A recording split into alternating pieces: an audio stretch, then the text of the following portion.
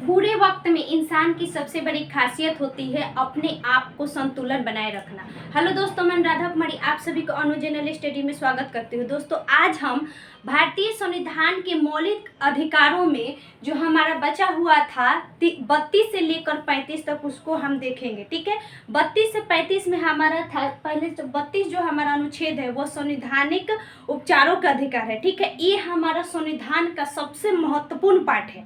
ठीक है, आज हम इसको देखेंगे और बाकी हम लोग का जो 33, 34, 35 होता है वह बहुत ही कम जगह दिया जाता है, लेकिन 33, 34, 35 पूछा जा चुका है। 33 आप प्रीवियस ईयर के बुक उठाइएगा तो उसमें क्वेश्चन पूछा जा चुका है कि अनुच्छेद 33 जो भारतीय संविधान में जो मौलिक अधिकार दिया गया है वो किस व्यवस्था का उल्लंघन करता है। ठीक है, तो आज हम देखेंगे भारतीय संविधान के संवैधानिक उपचारों का अधिकार। पहला है हमारा अनुच्छेद 32। देखिए, अनुच्छेद 32 को एक ऐसा अधिकार है जो हमारा, बाकी हमने पिछले 5 अधिकार पढ़ा था। सबसे पहला तो समानता का अधिकार, फिर उसके बाद स्वतंत्रता का अधिकार, फिर उसके बाद शोषण के विरुद्ध अधिकार, और फिर उसके बाद हमने जो देखा था संस्कृति एवं शिक्षा का अधिकार। तो उसमें ये सभी अधिकारों, उसके पहले एक संपत्ति का अधिकार था वो तो हट चुका है, लेकिन ये सभी अधिकार अगर हमारा क्या होता है छीनता है, अगर कोई इसका हनन करता है, तो इस अनुच्छेद के तहत यानी अनुच्छेद 32 के तहत हमारा संविधान निर्माताओं ने एक ऐसा उल्लंघन किया है कि हम इसके तहत सुप्रीम कोर्ट या हाई कोर्ट में अपनी याचिका दायर कर सकते हैं। ठीक है, तो ये हमारा अनुच्छेद 32। देखिए, अनुच्छेद 32 को जो हमारा संविधान निर्माता के जनक जिनको कहा जाता है भीमराव अंबेडकर, जिसको हम लोग आधुनिक भारत का मनु भी कहते हैं। ठीक है, ये हमारा, इन्होंने इस अनुच्छेद 32 को कहा था कि संविधान की आत्मा या हृदय, ठीक है, जैसे कि अगर पढ़ा जाए कि संविधान का आत्मा भीमराव अंबेडकर ने किस अनुच्छेद को कहा था, तो संवैधानिक उपचारों का अधिकार। लेकिन अगर पूछता है कि संविधान की आत्मा किसको कहा जाता है, तो हम लोग प्रस्तावना पढ़ते हैं, लेकिन व्यक्तिगत रूप से ये ऐसा अधिकार था जिसको भीमराव अंबेडकर ने अपने हिसाब से इसको संविधान की आत्मा या हृदय कहा था। ठीक है, देखिए, संविधान की हमने देख लिया कि यह एक ऐसी गारंटी की रक्षा देता है कि पहले देख लिए कि किसी प्रकार का पिछला जो हमारा 5 अधिकार था वो हनन होगा तो हम सुप्रीम कोर्ट अनुच्छेद 32 के तहत जा सकते हैं, और इसमें एक हाई कोर्ट में भी जा सकते हैं हम, तो वो 226 आर्टिकल देता है। ठीक है, अनुच्छेद 226, उसके तहत हम हाई कोर्ट में मौलिक अधिकार का उल्लंघन होने पर हम याचिका दायर कर सकते हैं, यानी रीट, जो हम 5 प्रकार के रीट इसमें पढ़ेंगे। ठीक है, देखिए, ये जो होती है अनुच्छेद 32 में 5 प्रकार का रीट है। ठीक है, पहला हमारा बंदी प्रत्यक्षीकरण, जिसको हैबियस कॉर्पस कहते हैं। ठीक है, बंदी प्रत्यक्षीकरण यानी बंदी बनाए गए लोगों को प्रत्यक्ष रूप से लाना। इसका मतलब ये होता है, देखिए, एक जो 5 प्रकार का है ना, आप इसको विच्छेद करिएगा ना, करिएगा एक एक को, तो आपको सारी याद हो जाएगा। देखिए, कह रहा है बंदी प्रत्यक्षीकरण यानी बंदी बनाए गए लोगों को प्रत्यक्ष रूप से लाना। ठीक है, और वही है परमादेश यानी हम आदेश देते हैं। क्या है परमादेश? इसका अर्थ होता है कि हम आदेश देते हैं, यानी सुप्रीम कोर्ट या हाई कोर्ट परम है। ठीक है, तो वह परम मतलब ऊपर होने के तहत वो कह रहे हैं कि हम आदेश देते हैं। ठीक है, उसके बाद आता है दोस्तों प्रतिषेध। तो प्रतिषेध को आप संधि करिएगा तो प्रति किसी चीज में लग जाता है तो सीधे हो जाता है निगेटिव, यानी सेध यानी प्रतिषेध यानी उसको रोक देना। इसका अर्थ होगा प्रतिषेध मतलब रोक देना। देखिए, प्रतिषेध का इंग्लिश होता है प्रोहिबिशन। ठीक है, अब आता है उत्प्रेषण यानी उत्प्रेषण। देखिए, इसको संधि विच्छेद करिएगा, उत्प्रेषण यानी किसी चीज को अगर सूचित करने के लिए आपको उसको प्रेषित करना पड़ेगा। मान लीजिए कि कोई चीज है, तो अगर ये चीज रखा हुआ है तो आप इसको जैसे टच करिएगा तो इसमें एक प्रकार का प्रेशर आ जाएगा, तो यही है प्रेशर आ जाएगा। तो जैसे हम प्रेशर कर रहे हैं तो वही कर रहे उत्प्रेषण, जिसको इंग्लिश में हम लोग कहते हैं सर्टिट्यूडी। ठीक है, तो ये हमारा उत्प्रेषण मतलब पूर्णतः सूचित करना। और अगला आता है अंतिम 5वां अधिकार परीक्षा। इसका हो जाएगा अधिकार परीक्षा मतलब किस अधिकार से। देखिए, इसको संधि करिए, अधिकार परीक्षा यानी हम अधिकार से पूछ रहा है, यानी परीक्षा का मतलब पूछना, तो अधिकार यानी किस अधिकार से आप ये कर रहे हैं। ठीक है, तो ये अलग अलग हम अब देखते हैं, आप समझ गए।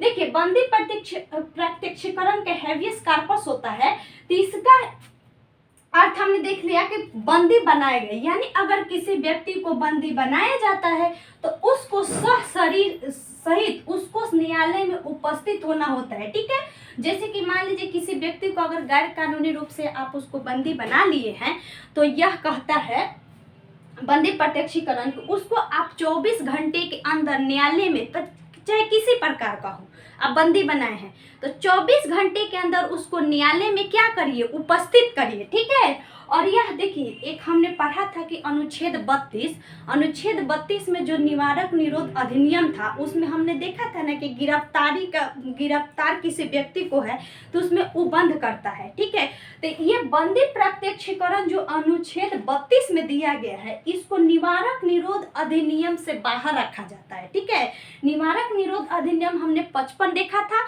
अब 55 के बाद 89 में उसको और स्ट्रिक्ट कर दिया गया। ठीक है, तो इसको बाहर रखा गया है। तो बंदी प्रत्यक्षीकरण माने सशरीर किसी व्यक्ति को उपस्थित करना 24 घंटे के अंदर। ठीक है, अब आता है परमादेश। परमादेश का हमने अर्थ देख लिया, हम आदेश देते हैं। ठीक है, तो हम आदेश देते हैं, तो अगर कोई संस्था, देखिए परमादेश का ऐसे भी ट्रिक होगा, परमादेश किसी पदाधिकारी पर आता है। ठीक है, परमादेश प से परमादेश, प से पदाधिकारी। ठीक है, तो ये कह रहा है कि परमादेश आप अगर कोई संस्था, मतलब कोई भी किसी प्रकार की संस्था हो, अगर कोई संस्था संविधान के अनुरूप यानी संवैधानिक दायित्वों को पालन नहीं करता है, संवैधानिक दायित्वों का पालन नहीं करता है, तो उसके लिए यह परमादेश जारी किया जाता है। मान लीजिए कि अगर कोई भी संस्था है, अगर उसके तहत का संविधान के अनुरूप कुछ उपबंध किए गए हैं, तो वह उपबंध का पालन नहीं करता है और उपबंध का पालन न करके इसका उल्लंघन करता है, तो इस पे ना सुप्रीम कोर्ट चाहे हाई कोर्ट आदेश देता है किसी भी अधिकारी को कि आप अपना जो भी अधिकार क्षेत्र है उसका पालन कीजिए। ठीक है, तो परमादेश समझ गए। परमादेश में याद रखिएगा ना कि प्रेसिडेंट एवं गवर्नर यानी भारत के राष्ट्रपति एवं राज्यों के राज्यपाल को बाहर रखा जाता है। क्यों? क्योंकि भारत के राष्ट्रपति एवं राज्य का जो राज्यपाल होता है वो संवैधानिक प्रमुख होता है। ठीक है, यानी संविधान के अनुरूप, देखिए केंद्र में हमारा भारत के राष्ट्रपति प्रमुख होते हैं और राज्य में जो होती है भारत के राज्यपाल होते हैं, तो उस पे ना परमादेश सुप्रीम कोर्ट हाई कोर्ट जारी नहीं करता है। ठीक है, तो परमादेश में किसी संस्था, जैसे कि आप सुप्रीम कोर्ट है, कोई भी किसी पे भी ला सकता है।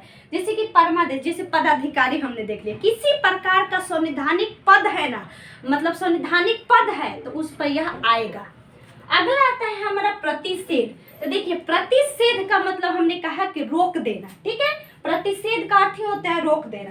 देखिए यह ना, यह जो होती है न्यायालय से संबंधित दो चीज आपको, एक तो प्रतिषेध और उत्प्रेषण, आपको न्यायालय से रिलेट करके याद रखना है। ठीक है, तो प्रतिषेध जो हमारा है यह कह रहा है कि निम्न न्यायालय और अर्ध न्यायिक न्यायालय, जैसे कि निम्न न्यायालय जो हम लोग का डिस्ट्रिक्ट जो कोर्ट होता है, तो इस पे चाहे कोई भी अर्ध न्यायिक है तो वो न्यायालय है, तो जो हमारा सुप्रीम कोर्ट होता है वह निचली अदालतों पे, जैसे कि हाई कोर्ट आ गया, हमारा जो डिस्ट्रिक्ट कोर्ट आ गया, हाई कोर्ट जो होती है वो हमारा जो डिस्ट्रिक्ट कोर्ट होता है उस पे ये हमारा प्रतिषेध आता है। इसमें कहता है कि कोई भी अगर न्यायालय अपने क्षेत्र से बाहर जाकर कार्य करता है, जैसे कि प्रतिषेध, अगर आपका एक दायरा दिया जाता है, ठीक है, संविधान के अनुरूप हर क्षेत्र का अपना दायरा है, चाहे किसी भी क्षेत्र का एक दायरा है, अगर उस दायरे के अनुरूप आप काम कर रहे हैं तो ये आपका प्रतिषेध आएगा। यानी जो ऊपरी न्यायालय है निचले न्यायालय पर यह रिट जारी करेगा और कहेगा कि आपके यह अधिकार क्षेत्र में नहीं है, आप इस पे कार्य नहीं कर सकते। ठीक है, तो यह उत्प्रेषण प्रतिषेध क्या करता है, रोक देता है। ठीक है, अब समझिए उत्प्रेषण। तो उत्प्रेषण हमने बताया कि प्रेषित करना यानी प्रेशर देना, कहीं सूचित करना, तो यह मतलब ना क्या करता है ना कि निचली अदालत को यानी ऊपरी अदालत निचली अदालत को सूचित करता है कि आप ये जो फैसला लिए हैं ये आपके अनुरूप नहीं था, वो सूचना देता है कि आपके अनुरूप नहीं था। देखिए ये जो उत्प्रेषण होता है ना, उत्प्रेषण यह जो आता है उत्प्रेषण, कोई भी कोर्ट जब अपना फैसला दे देता है, यानी फैसला देने के बाद निचली अदालत को ऊपरी अदालत अपना फैसला देती है कि यह आपके अधिकार क्षेत्र में जो आप फैसला लिए हैं वो संविधान के अनुरूप नहीं है, ठीक है, यह अनुचित न्याय है, आप जो न्याय दिए हैं वो अनुचित है, ठीक है। लंबित मामलों को देखिए, अगर कोई लंबित मामला भी है, जैसे कि ये हमने देख लिया कि किसी प्रकार का हमारा पहले वो दे देता है फैसला, तो उसमें वो कहता है कि यह जो आप दिए हैं फैसला वो अनुचित न्याय नहीं है, ठीक है। और फिर इसमें साथ साथ एक बात आता है कि अगर निचली अदालत में किसी प्रकार का लंबित मुकदमा है, मतलब सूचित करना, यानी वो सूचना दे रहा है कि आप जो न्याय दिए हैं वो अनुरूप नहीं है संविधान के अनुरूप, आपके पास जो कोई भी प्रकार का मुकदमा है तो आप क्या करिए कि ऊपरी अदालत में उसको भेजिए, ठीक है, आप अपने पास नहीं रख सकते। तो यह उत्प्रेषण आप समझ गए। देखिए, प्रतिषेध उत्प्रेषण न्यायालय से संबंधित है। प्रतिषेध मतलब रोक देना, यानी किसी निचली अदालत को रोकना, और उत्प्रेषण का मतलब आपके पास अगर कोई चीज है, मुकदमा लंबित है, तो आप ऊपरी न्यायालय को भेजिए, और अगर आप किसी प्रकार का फैसला दिए हैं संविधान के अनुरूप नहीं है तो उस पर अदालत कहता है कि नहीं, यह संविधान के अनुरूप नहीं है, इसको हम रद्द करते हैं, ठीक है, इस पर अलग प्रकार से फैसला लिया जाएगा। तो ये आपका कहता है उत्प्रेषण। अब आता है अधिकार परीक्षा। अधिकार परीक्षा के हम संधि विच्छेद बता दिए कि अधिकार परीक्षा यानी किस अधिकार से आप जो काम कर रहे हैं वो आपका अधिकार क्षेत्र में नहीं है, तो आप किस अधिकार से यह काम कर रहे हैं। तो यह कोई पद, अगर कोई मतलब किसी प्रकार का संवैधानिक पद है, अगर कोई गैर कानूनी तरीके से वह पद प्राप्त कर लिया है, ठीक है, गैर कानूनी तरीके से वह पद प्राप्त कर लिया है, तो यह कहता है कि कोई भी मतलब मान लीजिए कि कोई किसी भी पद के लिए आपको एक निश्चित प्रकार की क्वालिफिकेशन चाहिए, तो क्वालिफिकेशन चाहिए यानी योग्यता चाहिए आपको, आप उस योग्यता को प्राप्त नहीं कर पाए हैं और फिर आप किसी प्रकार से उस पद को प्राप्त कर ले रहे हैं, तो अब यह अधिकार परीक्षा कोर्ट जारी करके पूछता है कि आप किस अधिकार से इस पद को प्राप्त किए हैं, ये आपके अधिकार क्षेत्र में नहीं था, ठीक है। तो अधिकार परीक्षा में यही होगा कि आप अगर कोई पद ले लिए हैं और आपका क्वालिफिकेशन नहीं है और वो जो होता है कि मौलिक अधिकारों को उल्लंघन कर रहा है, ठीक है, मौलिक अधिकारों को उल्लंघन कर रहे हैं, तो ये हमारा क्या करेगा, अधिकार परीक्षा जारी करके और उसको क्या मतलब रोकेगा, ठीक है। तो 5 देख लिए, यानी अनुच्छेद 32 जो था संवैधानिक उपचार, यानी मान लीजिए कि कोई चीज है हमारा तो उसको उपचार देना, यानी अगर बीमारी है तो बीमारी है तो उसको उपचार करके ठीक कर दिया जाता है। तो वही जो हमारे देश में व्यक्तियों को मौलिक अधिकार दिया गया है, अगर किसी प्रकार का उसमें रुकावट आती है, रोक आती है, तो यही उपचार यानी अनुच्छेद 32 उसको क्या करता है, ठीक करता है, ठीक है। तो ये आपको याद हो गया। पहल का हमारा होता है बंदी प्रत्यक्षीकरण, यानी किसी बंदी के बनाए गए व्यक्ति को सामने प्रकट करना, और परमादेश यानी हम आदेश देते हैं किसी भी कोई भी पदाधिकारी को किसी भी संवैधानिक पद जो प्राप्त कर लिया उसको, और प्रतिषेध मतलब रोकना, यानी ऊपरी न्यायालय निचले न्यायालय को रोकता है, और उत्प्रेषण ये भी निचले न्यायालय को ऊपरी न्यायालय भेजता है, ठीक है, और यह इस पे न्याय अगर दे दिया है तो, नहीं तो लंबित मुकाबले को ऊपर भेजने के लिए। अधिकार परीक्षा आप देख लिए कि आप किस अधिकार से यह चीज प्राप्त की है, ये याद रखिएगा, जो कह रहे हैं ये आप पकड़ लीजिएगा, कोई भी क्वेश्चन आता है तो जब इसको विच्छेद याद रहेगा ना तो पकड़ लीजिएगा।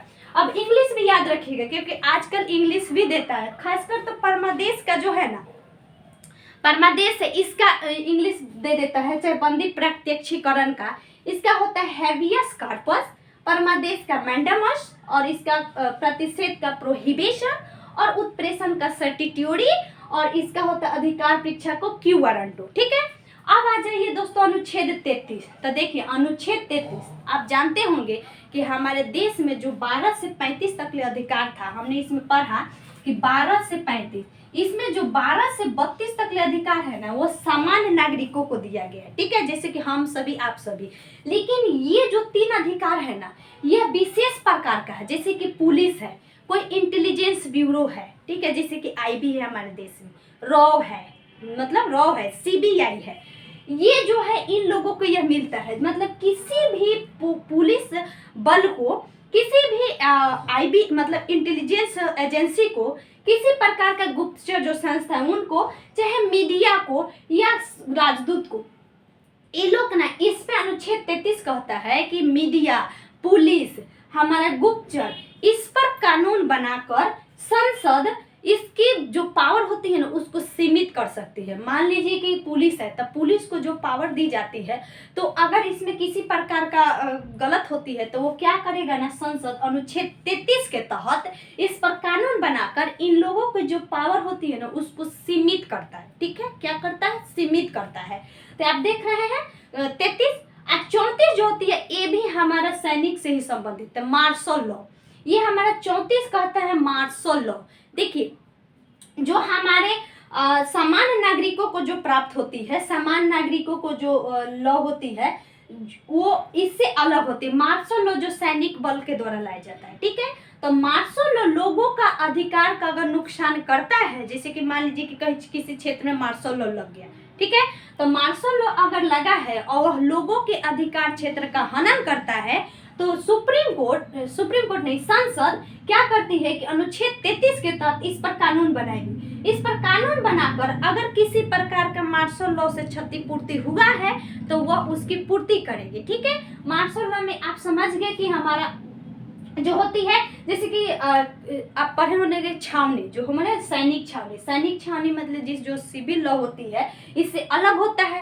जैसे हम लोग को पहले ही बता दीजिए, जो सामान्य नागरिक होते हैं उनको सिविल लॉ होती है और मार्शल लॉ होती है जो सेना के द्वारा लाया जाता है। तो मार्शल लॉ में जो हमारे यहाँ से जो सैनिक छावनी होते हैं, जैसे कि आप पढ़े होंगे दानापुर छावनी, आगरा छावनी, बहुत सारे छावनी होते हैं। तो उन छावनियों को जो स्पेशल उन लोगों को जो पावर दिया जाता है वो अनुच्छेद 33 में है। और स्पेशल पावर में जैसे कि किसी प्रकार का अगर देश में विरोध होता है, जैसे कि एक बार कुछ दिन साल पहले जाटों का विद्रोह हुआ था, ठीक है, तो उसमें क्या किया गया था कि सैनिकों को स्पेशल पावर दे दिया गया। स्पेशल पावर दे दिया गया तो स्पेशल पावर अगर सैनिकों को मिल जाता है तो वहाँ पे जो सामान्य नागरिक होते हैं उन लोगों के अधिकार का हनन होता है। तो हनन होने के उपरांत जो अनुच्छेद 34 कहता है कि मार्शल लॉ अगर कहीं है और किसी नागरिकों का, वहाँ के नागरिकों का मौलिक अधिकार का हनन हो रहा है तो संसद इस पर कानून बनाकर उस अधिकार की क्षतिपूर्ति करेगा। ठीक है, यानी उसमें जो अधिकार उन लोगों को छीना है उसको सुधारेगा। ठीक है, अब आता है अनुच्छेद 35। ठीक है, तो अनुच्छेद 35 कहता है कि कुछ बातों पर कानून बनाने का अधिकार संसद को होता है। ठीक है, यानी जैसे कि आप शुरुआत में ही पढ़े होंगे कि जो हमारा मौलिक अधिकार है ना इसको सीमित कौन करता है, संसद। ठीक है, और इसको मतलब थोड़े समय के लिए प्रलंब कौन करता है, यानी रोकता कौन है, राष्ट्रपति। ठीक है, और इस पर हमारे इसकी रक्षा कौन करता है, सुप्रीम कोर्ट। ठीक है, तो यही कह रहा है अनुच्छेद 35 कि कुछ बातों पर कानून बनाने का अधिकार संसद को होता है। जैसे कि आप 16 के 3 पढ़े होंगे। 16 के 3 में एक बात कहा गया है, जो 16 के 3 में है कि लोक नियोजन में व्यवस्था, यानी किसी भी सरकारी पद अगर है तो उसमें व्यक्तियों को अधिकार मिलता है। तो यह 16 के 3 में कह रहा है कि निवास, यानी निवास के आधार पर किसी भी व्यक्ति को लोक नियोजन में अगर उसमें किसी प्रकार का व्यवस्था करना है, अगर लोग को पद में अधिकार देना है तो इस पर संसद कानून बनाएगी, नहीं तो ना कि राज्य सरकार। जैसे कि हमने एग्जाम्पल दिया था पूर्वोत्तर भारत में, पूर्वोत्तर भारत है जो चाहे पहाड़ी क्षेत्र है तो वहाँ के लोगों को निवास के स्थान पर भी सरकारी पद में क्या होती है, सरकारी पद में जो संसद होती है ना एक विशेष प्रकार का नियोजन निकालता है। ठीक है, तो यही कह रहा है कि कुछ बातों पर कानून बनाने का अधिकार संसद है। जैसे कि 16(3) देख लिए, आप 32 के 3 पढ़िएगा। 32 के 3 कहता है कि सुप्रीम कोर्ट किसी अन्य न्यायालय में याचिका अगर है तो उस पर संसद कानून बनाती है। अब अगला है कि सैन्य बल को भी सीमित कौन करता है, संसद करता है। उसके अलावा आप देखिएगा 34 में मार्शल लॉ पे भी कानून संसद बनाता है।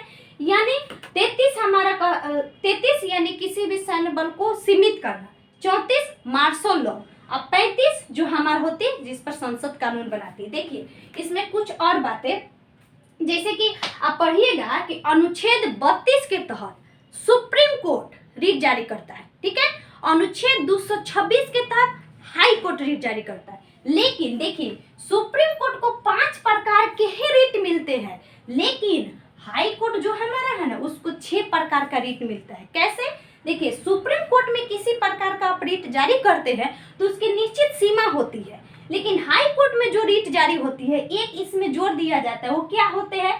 जो हमारा जल्दी किसी प्रकार का निर्णय लेना होगा, जैसे कि हाथों हाथ, जैसे नहीं होता कि किसी प्रकार का हमारा मान लीजिए कि मौलिक अधिकार है, तो इसमें अगर किसी चीज से हाथों हाथ हमको निर्णय लेना है, जल्दी निर्णय लेना है, तो वो हाई कोर्ट करता है, सुप्रीम कोर्ट नहीं करता है। तो एक ज्यादा इसको अधिकार है रीट में, ठीक है।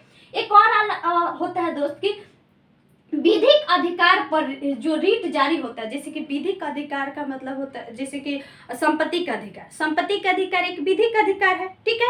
विधिक अधिकार जिसको कानूनी अधिकार भी कहते हैं, अगर इस पर किसी प्रकार का रीट जारी करना हो तो वह हाई कोर्ट जारी करेगा, सुप्रीम कोर्ट जारी नहीं करता है, ठीक है।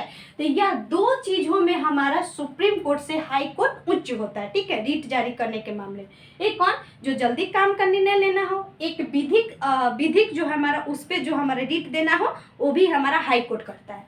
अब एक और बात देखिए, हमारा अनुच्छेद भारतीय संविधान में जो 24 अनुच्छेद है, पहले भी हम बता दिए थे कि 15, 16, 19, 29, 30 ये जो 5 अनुच्छेद है केवल भारतीयों को प्राप्त है। यह जो हमारा गैर, जैसे कि हमारे देश में विदेशी भी आकर रहते हैं, ठीक है, उन लोगों को भी नागरिकता मिल जाती है, नागरिकता के बहुत सारे प्रोसेस है तो उसके तहत। लेकिन ये जो 5 अधिकार है ना, ये पूछा जा चुका है आपका एक क्वेश्चन कि कौन कौन से अधिकार केवल भारतीयों को ही प्राप्त है। तो याद रखिएगा 15, 16 ये दोनों तो समानता से आ जाएंगे, ठीक है। 15, 16, 19 स्वतंत्रता से आ जाएगा और 29, 30 अल्पसंख्यक वर्ग से। देखिए 15 समझिए, 15 में हम लोग 5 देखेंगे, धर्म, मूल, जाति, इसमें जो 5 प्रकार का था किसके आधार पर किसी व्यक्ति को भेदभाव नहीं किया जा सकता, ठीक है।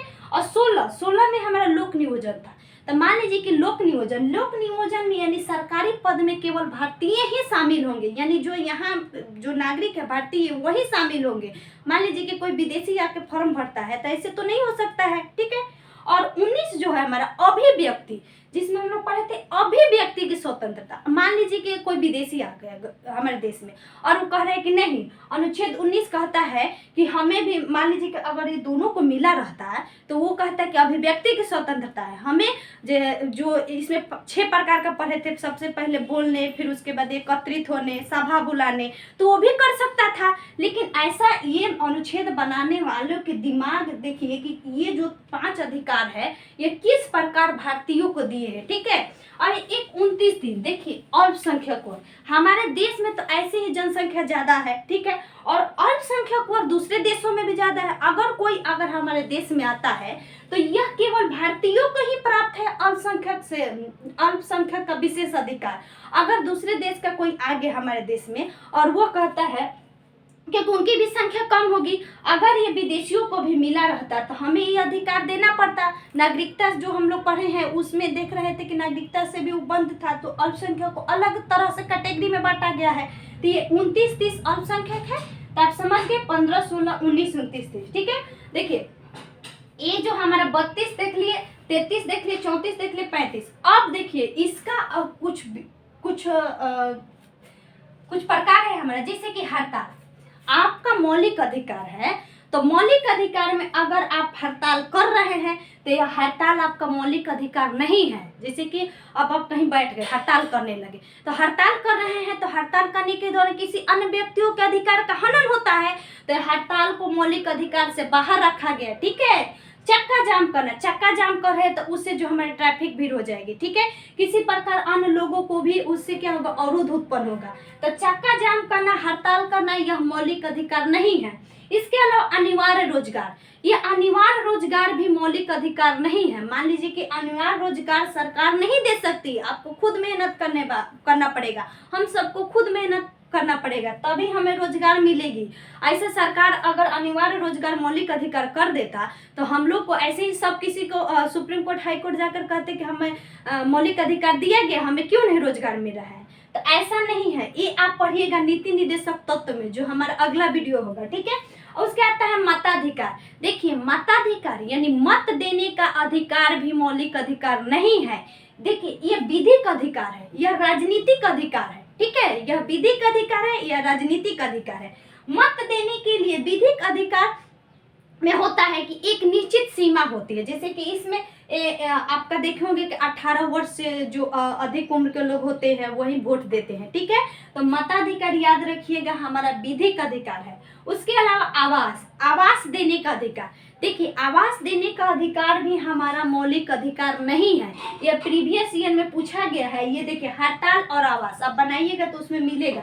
तो आवास देने का अधिकार भी मौलिक अधिकार नहीं है, लेकिन इस पर सुप्रीम कोर्ट ने बोला कि सुप्रीम कोर्ट कहा था कि नहीं, आवास देने का अधिकार मौलिक अधिकार नहीं है, लेकिन सरकार का कर्तव्य बनता है कि वह सभी व्यक्तियों का आवास मुहैया करे, ठीक है। तो इसको क्या किया गया, आप नीति निर्देशक तत्व में पढ़ेंगे। जो नीति निर्देशक तत्व में होता है ना कि अगर उसमें किसी प्रकार का उल्लेख है तो आप वो न्याय योग्य नहीं होता है, सरकार को मन करेगी तो देगा, नहीं मन करेगी तो नहीं देगा, ठीक है। तो हमारे ये सब 5 बातें याद रखिएगा, हड़ताल, चक्का जाम, अनिवार्य रोजगार, मताधिकार, आवास, ये सब हमारा मौलिक अधिकार नहीं है, ठीक है।